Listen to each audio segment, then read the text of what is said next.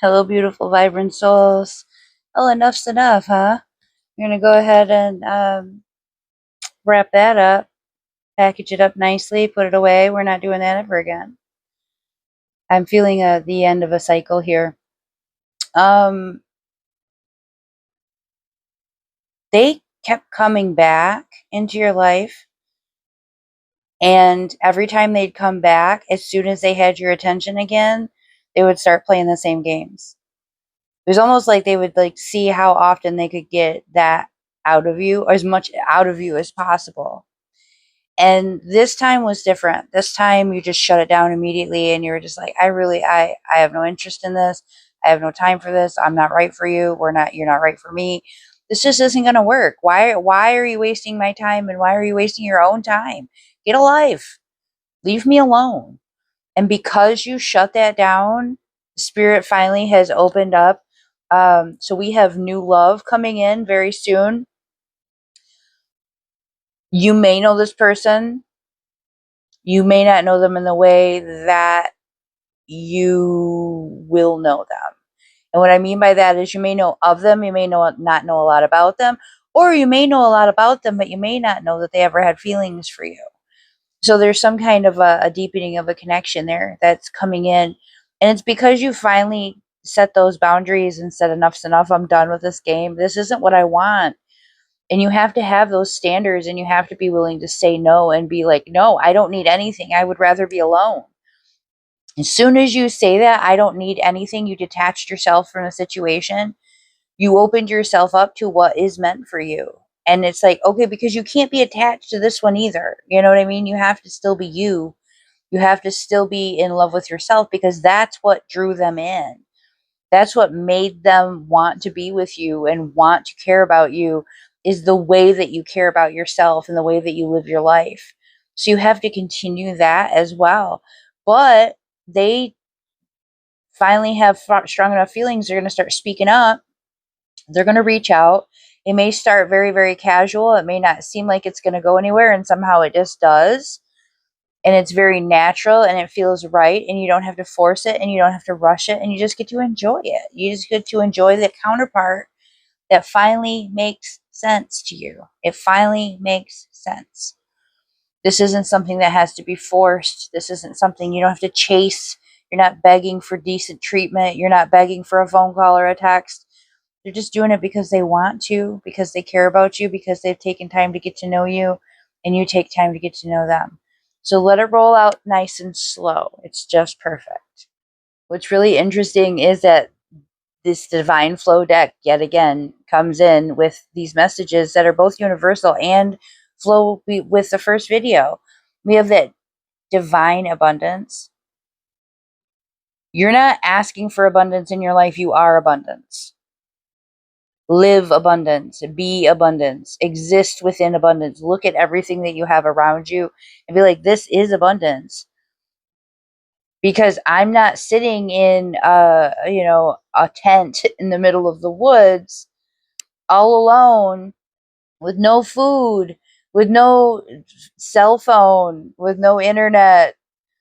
You're living in a state that is so far beyond what many people around the world exist in.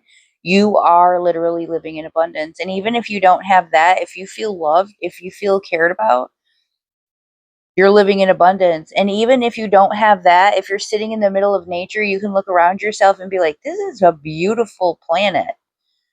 It's an amazing place to be. That is abundance.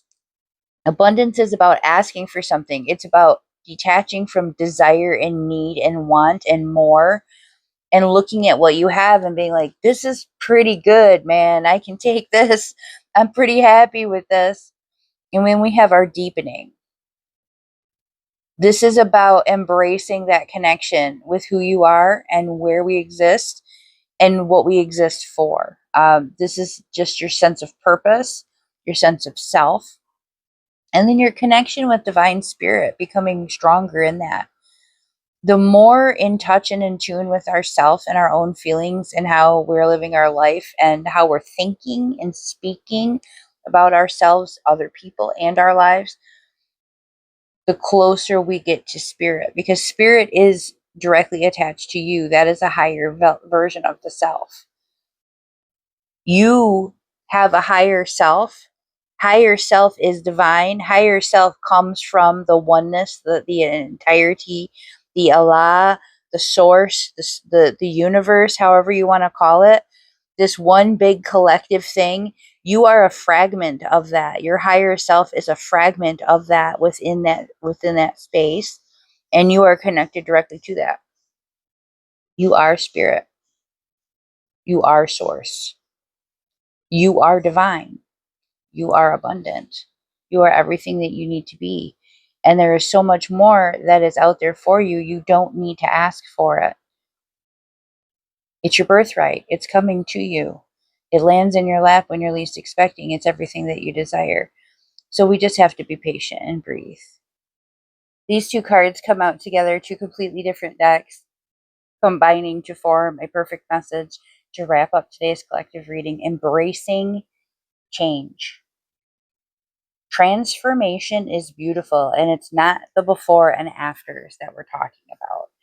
Before and afters are fun because then we can reflect on the journey, but it is the journey itself that is most valuable. And when we embrace the process of change, not the a month from now, but every single choice, every decision, every moment, we look at these individual things that we're doing, these little things that are different, and we notice them and we have gratitude for them. That's when we get to that point where we have that before and after moment that we can really, really reflect on how momentous this experience has been. It's not just about changing for the credit of changing. That matters nothing. It's who you become with the change. It's the things that you develop a sense of pride. You recognize your own willpower and strength and resilience. You become completely confident in your abilities and your capabilities of learning new things and adapting. Look at you changing. Look at all these things that are so much better for you because of that strength alone. Because you have decided that you wanted something different, and you, instead of sitting around and talking about it, you went after it. That is incredible. And there's so many people that aren't capable of that and don't put that effort into their life. But you instead, and that doesn't mean that there's not growing pains. There's growing pains.